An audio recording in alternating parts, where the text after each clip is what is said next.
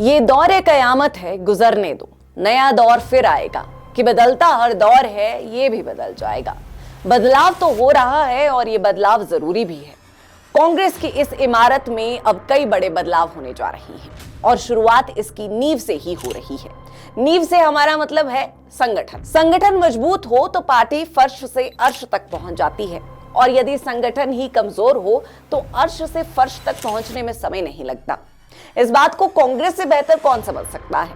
वो एक दौर था जब पूरे देश में कांग्रेस पार्टी का शासन हुआ करता था और आज भी ये एक दौर ही है जब कांग्रेस पार्टी अपने अस्तित्व की लड़ाई लड़ रही है। एक नए दौर के लिए कांग्रेस पार्टी एक नए बदलाव की ओर बढ़ रही है। संगठन में बदलाव और इसकी शुरुआत हो चुकी है। खबर है कि कांग्रेस ये बदलाव जल्द ही हिमाचल प्रदेश में भी कर सकती है और हिमाचल प्रदेश अध्यक्ष के बदलने की सुगबुगाहट भी अब तेज हो चुकी है। अब यह विश्लेषण का विषय है कि अगला प्रदेश अध्यक्ष कौन होगा। तो सियासी समीकरणों का गुना भाग कर देखा जाए तो संभव है कि हिमाचल कांग्रेस प्रदेश अध्यक्ष की कमान अब किसी दलित चेहरे के हाथों में जा सकती है। ऐसा हम क्यों कह रहे हैं, अब इस बारे में आपको विस्तार से बताते हैं। दरअसल कांग्रेस नेतृत्व ने साल 2025 को संगठन सृजन का साल घोषित किया है। पार्टी इस साल अपने एजेंडे पर सबसे ज्यादा प्राथमिकता संगठन मजबूती पर देगी। राष्ट्रीय स्तर के साथ खास तौर पर ऐसे राज्यों पर फोकस किया जाएगा जहां कांग्रेस कई दशकों से सत्ता से बाहर रही है। पार्टी ने इसके लिए पूरे साल कुछ कार्यक्रम चिन्हित किए हैं। कहा जा रहा है कि इस बदलाव में राहुल गांधी के जिनकी जितनी भागीदारी उसकी उतनी हिस्सेदारी को ज्यादा से ज्यादा लागू करने का प्रयास करना है। कई प्रदेशों में नए अध्यक्ष की नियुक्ति, प्रभारियों और सहप्रभारियों को ज्यादा से ज्यादा अपने प्रभाव वाले राज्यों में रहने का निर्देश दिया गया है। जिन राज्यों में लंबे समय से संगठनात्मक कमेटी नहीं है, वहां प्रदेश के नेताओं से सलाह लेकर उनकी जल्द नियुक्ति करना है। पार्टी की नई रणनीति के तहत भविष्य में जिला और ब्लॉक स्तर को मजबूत किया जाएगा। इसकी शुरुआत अप्रैल के पहले हफ्ते से होगी, जब देश भर के जिला अध्यक्षों को 3 दिन के लिए पार्टी के नए मुख्यालय इंदिरा भवन बुलाकर उनसे संवाद किया जाएगा। इस बैठक में कांग्रेस नेतृत्व सीधा जिला अध्यक्षों से संवाद करेगा और उसी फीडबैक के आधार पर प्रदेशों में आने वाले वक्त में संगठनात्मक बदलाव की बुनियाद तय होगी। इसमें कोई दो राय नहीं है कि सालों भर चुनावी राजनीति में उलझे रहने की वजह से संगठन हाशिए पर चल गया है। इसलिए पार्टी ने सबसे पहले साल 2025 को संगठन का साल घोषित किया है।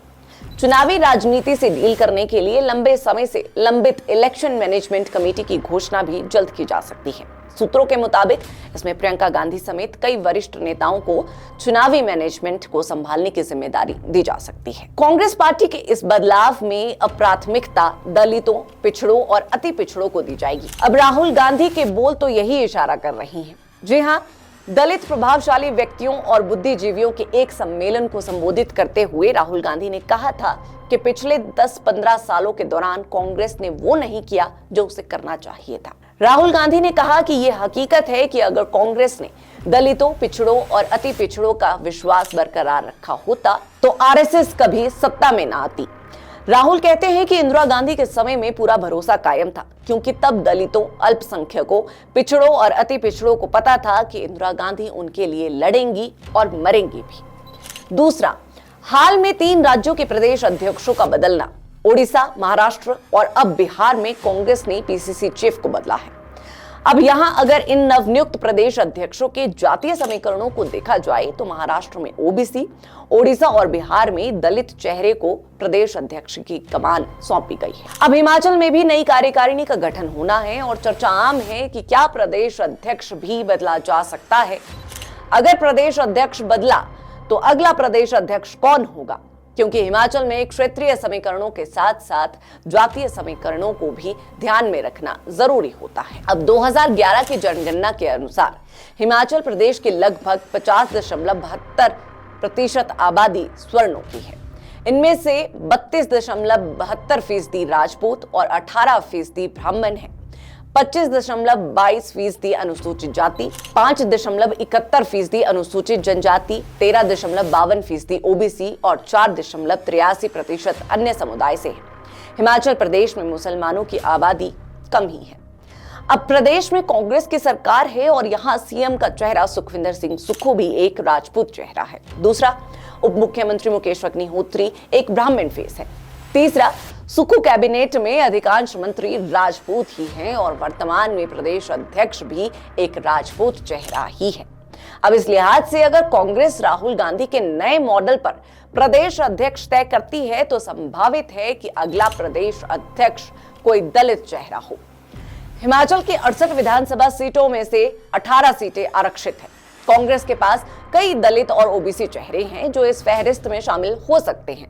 लिस्ट में कई सिटिंग एमएलए हैं तो किसी मंत्री का नाम भी इस सूची में शामिल हो सकता है जो युवा हो, दलित हो और पार्टी के लिए निष्ठावान हो। खैर, सुना है कि दिल्ली दरबार में अर्जी पूर्व कांग्रेस अध्यक्ष के नाम की भी लगी है। कुछ लोग चाहते हैं कि राठौर का दौर फिर से लौट आए। अब ये कांग्रेस को तय करना है कि प्रदेश अध्यक्ष बदलना है या फिर नहीं। फिलहाल नजर इंदिरा भवन पर ही रहेगी, जहां शीर्ष नेतृत्व ने देश भर से कुल 788 जिला अध्यक्षों को संवाद के लिए बुलाया है। देखना होगा इसमें हिमाचल से कौन शामिल होता है, क्योंकि वर्तमान में हिमाचल कांग्रेस की पूरी कार्यकारिणी भंग की गई है। अब कांग्रेस प्रभारी रजनी पाटिल की रिपोर्ट क्या कहती है, इस पर भी बहुत कुछ निर्भर करेगा। खैर, आपको क्या लगता है, क्या हिमाचल प्रदेश में प्रदेश कांग्रेस अध्यक्ष बदला जाएगा? इस पर अपनी राय जरूर शेयर करें।